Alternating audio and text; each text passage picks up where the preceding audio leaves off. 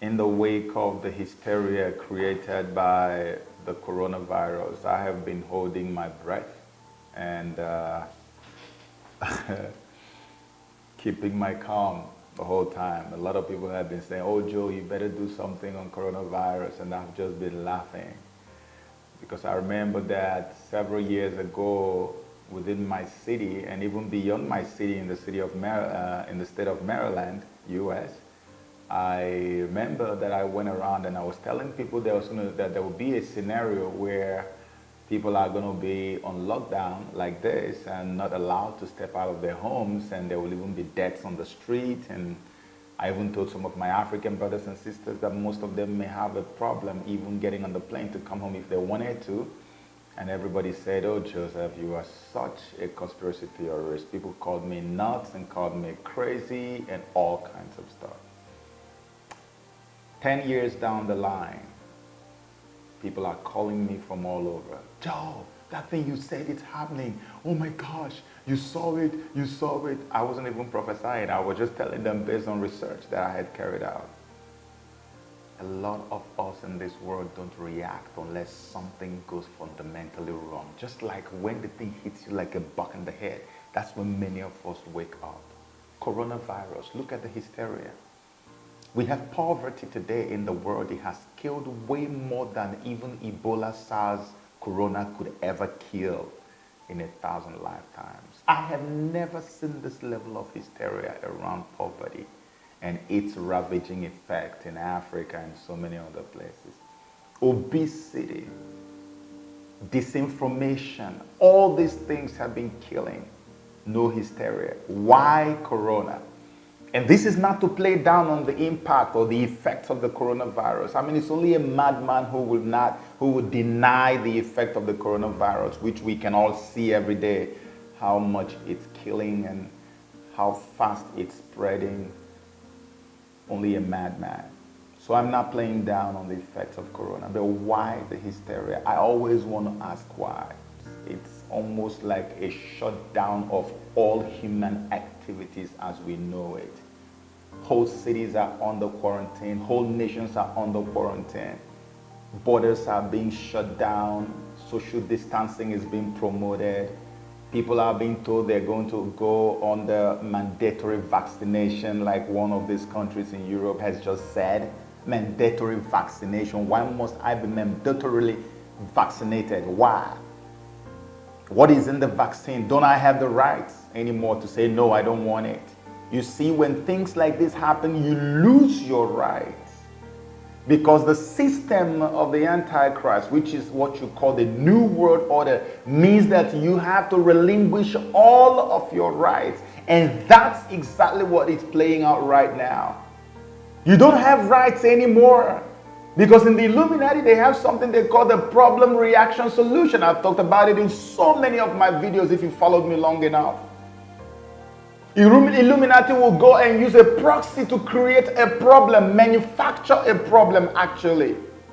Man-made problem.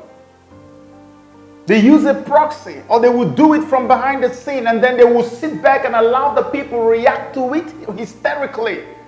People are losing their mind, losing their cool. Oh my gosh, we're about to die. That's reaction. And then they already had a solution in place, a solution for that problem which they created. But they know that if they introduce that solution to you under normal circumstances, you will stone them to death.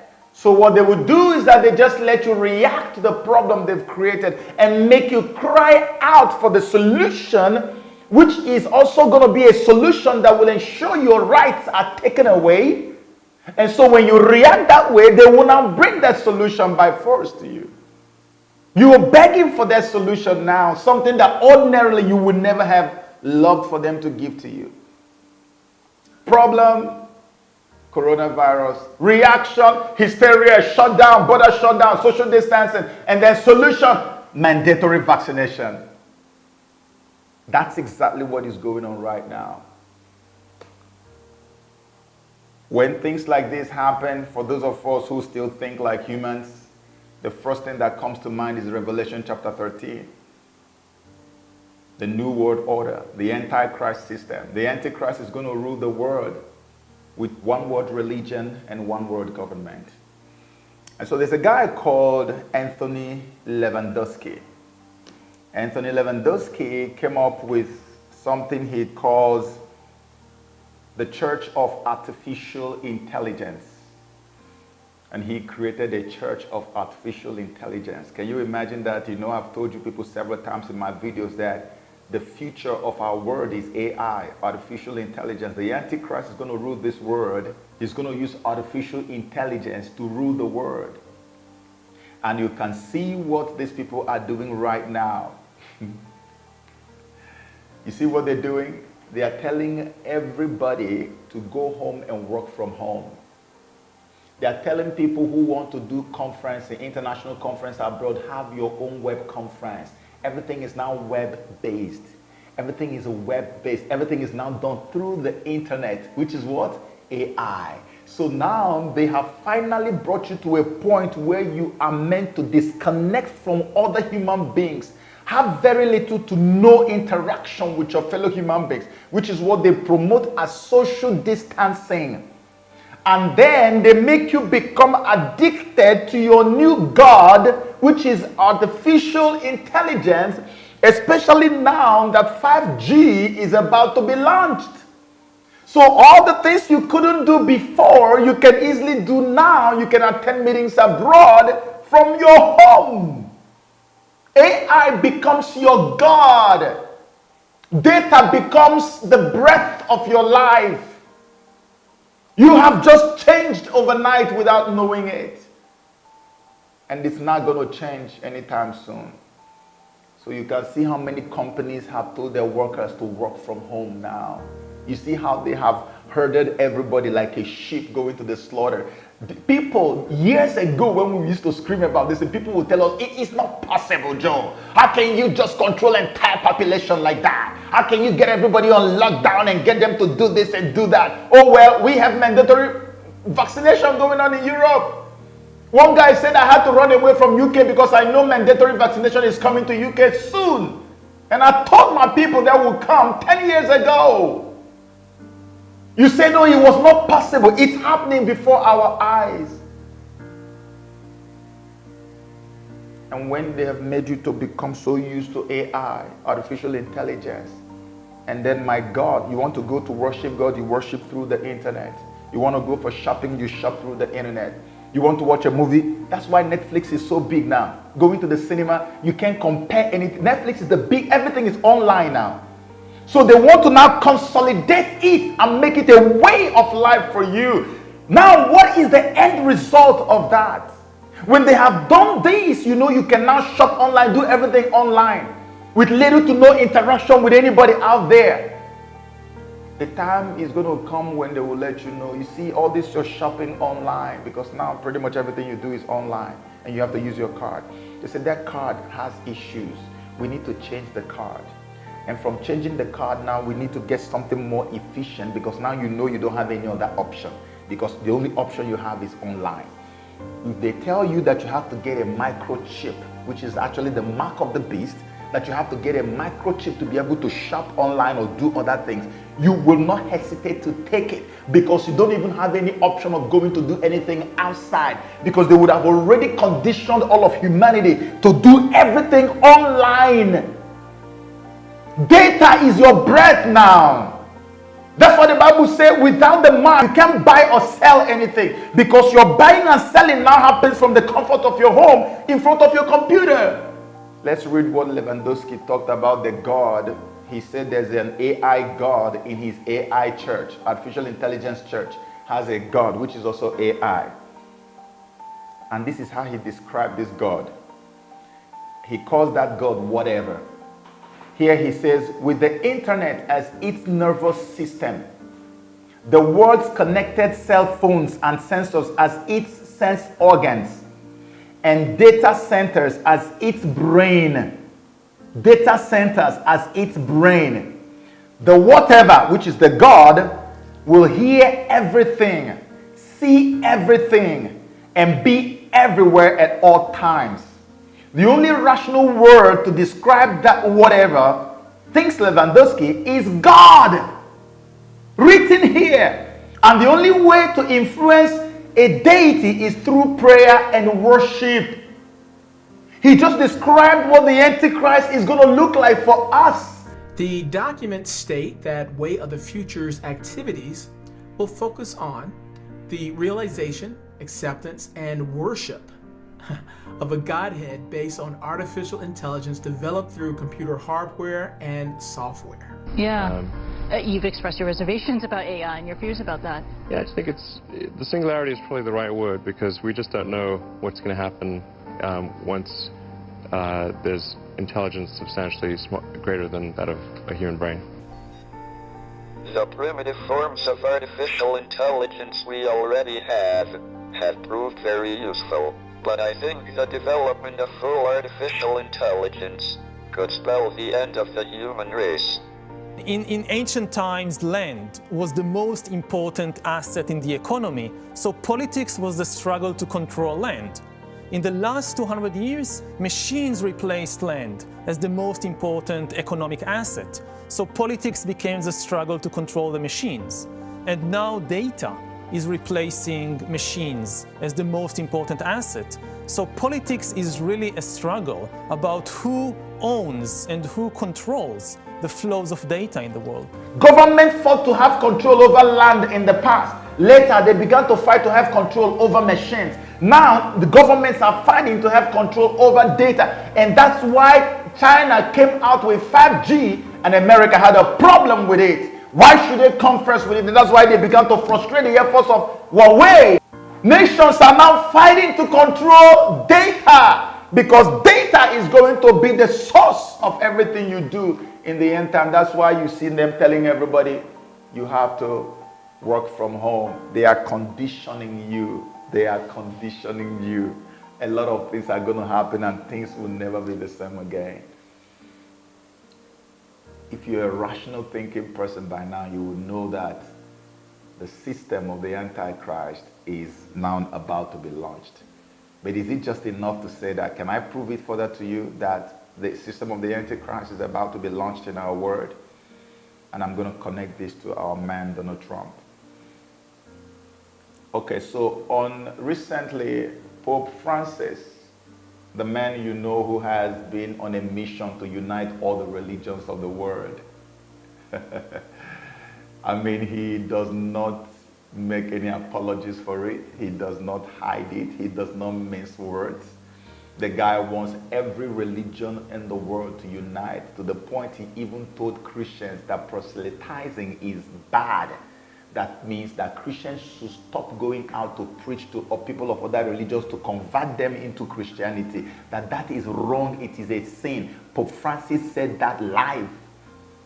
Said he would never do that. Why would you convert? And you know why he said that? Because the man believes that all the religions are good and they are the same and they all worship the same God. That's why he has been fighting to bring every single religion that has a name in this world under one umbrella. What did the Bible say about that in Revelation chapter 13? He calls it the one world religion. Are we close to one world religion being activated officially in our world? Yes.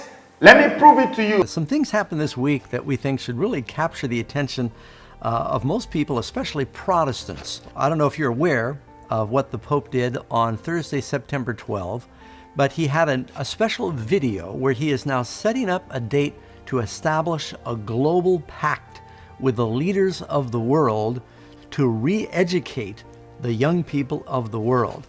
This was also presented by the Vatican in written form, as well as the Pope himself reading it on a video, and the date is May 14, 2020. Dobbiamo puntare sulla educazione, che apre la mente e i cuori ad una comprensione più larga e più profonda della realtà. Serve un patto educativo globale. We need a global compact on education. The world needs to be re-educated, and we need the leaders of the world to come together and sign this compact. And a compact, of course, is a firm contract, promise, treaty, or an agreement. Che ci educhi alla solidarietà universale, a un nuovo umanesimo. Per questo ho promosso un evento mondiale. So he says we're going to promote this global event that is going to create a new universal solidarity. Now, that solidarity means a new unity, and that's been his mantra through his papacy, and a new humanism he talks about. You wonder, what does a new humanism mean? Usually, churches are reluctant to talk about humanistic point of view because Christians do not have the humanistic point of view. We've got the Christian worldview. What is humanism all about? It is a deviation from divinity. That's what they want to do, to re-educate the children of the world, just like Planned Parenthood has been re-educating our children on comprehensive sexuality education, telling babies as young as 4, 5, 6, 7 that masturbation is good, that it's okay to fall in love with somebody of the same gender. Somebody who is a woman can actually become a male, and a male can actually become a woman. That is normal. These are the new normals. Un proverbio africano recita che per educare un bambino serve un intero villaggio, ma dobbiamo costruirlo, questo villaggio. And then he quotes from a familiar proverb that it takes a village to raise a child. That was used by Hillary Clinton both prior and during her campaign. And it sounds beautiful because the word village is not like city, it's not like nation or country or some political power. It's kind of homey. So he's saying that we need to, the world, we need to look upon the world as a village. We need to come together as the village leaders and train the children of the village. And of course, he's talking about programming the children of the world is what this is dealing with. E dobbiamo bonificare il terreno delle discriminazioni, come ho sostenuto nel documento che ho recentemente sottoscritto col grande imam di Al-Azhar ad Abu Dhabi. All right, now, I don't know if you caught this, but this is the only individual that he cites in the whole video. Surprisingly, it's the Grand Imam of Abu Dhabi, Al-Azhar. The Grand Imam Al-Azhar of Abu Dhabi that he went and visited, and they signed the global pact of friendship across religions. It was after he signed that pact with that Grand Imam in Abu Dhabi that they named a huge mosque after Mary, the mother of Christ. He referenced him in this video announcement. And what is this pact for the re-education of the world's children? You remember, coronavirus is killing off the adults, the old people, the 60-somethings, or maybe 70-somethings, 80-something. These are the people they are killing. This whole end-time event we are witnessing is going to be about the younger generation because they believe the older ones are about to die off anyway. They want to re-educate you and I. They want us to begin to accept some of the belief systems that we never thought in our widest imagination that we would accept under normal circumstances. They want us to begin to accept things that were condemned by the Bible as evil and as bizarre. Pope Francis continues to shake things up in the Catholic Church. Yesterday, apparently, he was talking to a gay man in Chile and told him that you are gay, doesn't matter. God made you like this and loves you like this.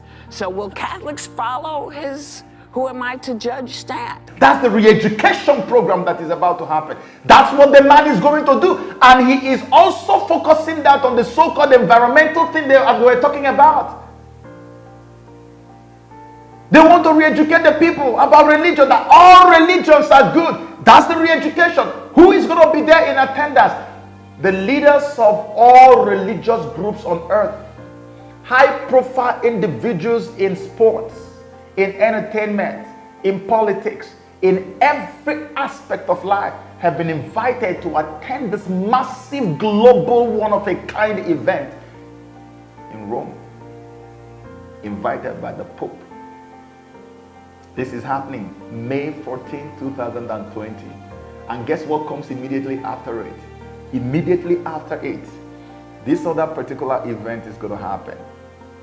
Let me read you something here. It says, on Wednesday, September 26, 2018, at the Peace Palace in The Hague, the Carnegie Foundation and the Elijah Interfaith Institute announced that a declaration of friendship across religions intending to foster peace is in the making. Okay, here's what comes after that. It says, prominent religious leaders of the various faiths in the world will be invited to sign the declaration at a historic summit at the Peace Palace in June 2020. This thing they want to sign is to activate the one world religion for the first time in history since we've been reading it in the Bible. And look at what Prophet Sundar, this Indian prophet, look at what he said about Pope Francis regarding the one world religion. Now I tell you some current news that is going to happen. 3 years ago, the Lord showed me, which I have now made public, that the present Pope is the false prophet. You heard that? Now, and subsequently over the years, the signs of him being the false prophet mentioned in Revelation 13 are coming to pass one by one. This year, he has made an announcement. The announcement is the formation of one world religion. And an invitation has been issued to all top religious leaders on the world to gather together September 2020 in the city of Hague in Holland at a place called the Peace Palace to sign the covenant of one world religion. Now, I don't know why Prophet Sundar says September for the signing, but what I'm seeing in the document in front of me here is June 2020. And June actually makes a lot of sense because June comes immediately after the so-called pact for the re-education of the world's children, which Pope Francis is going to have in May. So the very next month, it makes sense that they're going to go over there to go and sign this thing, which is called Friendship Across Religions, which is actually activating the one world religion. Except if the date has been moved forward to September, I don't know. Maybe that's why Professor Sundar called it September. But whichever one it is, whether it is June or September, the one world religion is activated in this very year. And now, let us connect some dots. Pope Francis is coming to have a program to sign a pact for the re-education of the world's children to accept the system of the Antichrist, which is the New World Order, basically. After that, the one world religion will be signed into effect, and that will become the first time that the regime of the Antichrist is taking official effect in our world. And we know that there is only one regime on earth, prominent one today that we know, that is at parallel with the New World Order. And that regime is that of Donald Trump, which explains why Pope Francis is very angry with Trump, never speaks well of him. He always criticizes Donald Trump. Never, they're not friends. Because the man is at parallel, whatever he's doing is at parallel with the dictates of the New World Order.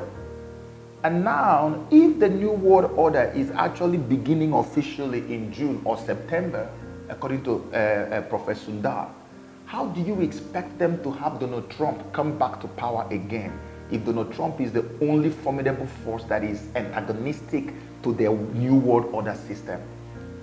You see why I said in my previous video that the fight to get rid of Trump is completely valid and it is on a top gear right now as we speak. Even this whole corona is also part of what they want to use to humble and humiliate Donald Trump out of power. Let me explain that to you. Let me explain it to you. First of all, they started with the Mueller investigations, Russia collusion. It turned out the collusion was a delusion. They came up with Stormy Daniels. They came up with impeachment. There's nothing they have not done. None of it has worked. This man remains in power. These people are so afraid and so angry, especially the colonial powers of Europe, that Donald Trump is treading on grounds that no other American president had ever dared to tread on, and which is actually doing things that will make them to lose all their colonial countries that they colonized in Africa, which they have continued to rule over till this day by proxies. So these people are fidgeting. They are so angry. They are on edge. These people want to do everything to bring Trump down. That's why if you look at all the narrative going on in the mainstream media as usual, you see that they've already started blaming Trump for the coronavirus, despite all the quick action he had taken. If you look at the American economy right now, you find that the American economy is headed towards a recession, more like, okay, God forbid, but that's where it's headed now. Because they know that Trump had always been touting the strong economy that America has. Every time he makes a speech, that's the first thing he talks about. So now they want to humble him, and they also want to disgrace him. I saw the president of France, Macron, the other day on the screen, making some very sweeping changes, destroying every aspect of life in France. You are blocking border, you are blocking, like virtually nothing. It's like everybody should just stay indoors like a prisoner because of coronavirus. Because of coronavirus. And all these things they do is to make sure that Trump does the same thing. Before you know it, they will also come out and say, oh, martial law, like just the way Spain or whatever declared mandatory vaccination. They also expect Trump to do this. So everything they want him to do, they are doing it. And they make the whole world see it, so that if they do it and Trump doesn't do it, the moment they report extra deaths in America, they say, it's because he's not doing what Europeans are doing. And they're going to show the whole world that, we did this and it worked. So they expect him to do the same thing. But I'm saying to Donald Trump, listen, do what works for Americans. Don't listen to them. Don't watch what they are doing. This virus is dangerous. It's a killer virus. But do what only works for Americans. You don't have to declare martial law. You don't have to begin to stop vehicles, people from traveling from one state to another. Don't block interstate travels. Take your time and put measures in place to curtail and contain the virus. This is aimed at him. And so when the economy goes into recession, the next thing you're going to hear is, you see, we said it, America, you see, this man is incompetent. From day one, he never wanted to do anything. In fact, he even denied it. He denied that the virus was real. And now look where we are. People are dying. Economy has crashed. Everything is down. How can you have this man as president? And then that's when you see the head of Hillary will now begin to rear up. Have you noticed that the two Democratic presidential hopefuls, Biden and Sanders, I said it in my previous video, two of them have indicated they are going to have females as their vice presidents. Did you see the recent publication now on Breitbart News? Whoopi Goldberg has now advised Biden, Whoopi Goldberg, right, from the View, has advised Biden to pick Hillary Clinton as her vice president. In that Simpsons video that I showed in my previous video, there's a Simpsons video. You know The Simpsons, okay? The sitcom. They always make predictions. I detailed this in my previous video. They predicted the 9/11. They predicted that Disney was going to buy Fox. They predicted Donald Trump presidency. And in that prediction, they had a woman called Lisa who took over from Donald Trump around about 2020, from the way they put it. Now, this woman is busy calling her cabinet and saying, let's know where we are now in the economy. And they say, we are broke because of what Trump did. So it's almost, in other words, Trump bankrupted America. And that's almost what they are working the man into right now. So the moment they pick Hillary as vice presidential candidate, just know it deep down in your spirit that Hillary has become America's president. No two ways about that. And that Hillary you are looking at there is 100% in compliance with the New World Order, which is going to take effect between May and June, according to Pope Francis. You see the connection of all the things that is going on. That's why life is completely changing for everyone right now. And they are going to put more pressure and put more pressure and put more pressure until they make this man cave. But then for us who are Christians, this is the best time for us to begin to pray. It is time for us to pray for Donald Trump. If we don't pray for Donald Trump, mark my words, this terrorism that has been declared on Christians in Nigeria, it will take another turn for the worse. This man is the only ray of hope we have today. And from the things that I see, from the dots I am connecting, The dark clouds are closing in on him at an unprecedented rate. And I feel like if we can rise up to pray, God will come and save him and keep him for us for at least another 4 years, so that we can consolidate, so that he can also consolidate on the little gains that we have made, to the point that in Nigeria today, people are afraid of Donald Trump, that they even know that there's somebody who is speaking for Christians in Nigeria, to the extent that today we now know that the Trump administration has put a bounty on the Boko Haram leader and has decided that they are going to get him whatever it takes, just like they got the Soleimani of Iran. Imagine that just shortly before they were supposed to come in, because they've already created a global alliance against religious persecution and mentioned Nigeria in one of the places where they need to intervene. And right before they came, look at coronavirus everywhere. These people are fighting, and this whole thing is all for the soul of Africa. I wish that Africans will understand this. That's why we created a campaign group for Donald Trump. It's called Africans for Trump 2020. I was shocked that I mentioned it briefly in my previous video, and before you know it, so many people have registered. I'm asking you, if you have not registered, please try and register.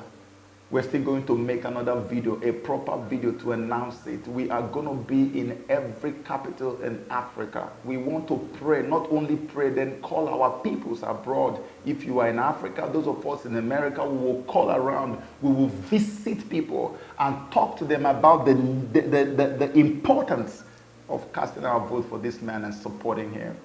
It is very crucial, my people. I used to be so confident that nothing will happen to him. Now I have little fears and I have reasons to be afraid.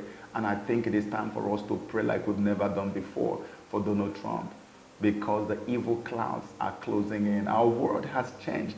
It has changed forever. And I know I can only pray and hope that this thing is going to lead to a massive revival, so that those people who thought that God didn't mean anything, people who didn't think that God is all, now their eyes are opening. They are waking up to the realities that the devil has been deceiving them. And now when you see what is happening around the world, nobody will tell you to run to God, because the time is here. You read it in the book of Revelation. You were told it's going to happen many, many years to come. It's here right now, and we are living it now. It's time to make a move. Pray with me that God will preserve this man and that he will keep the rest of us. Amen. Thank you.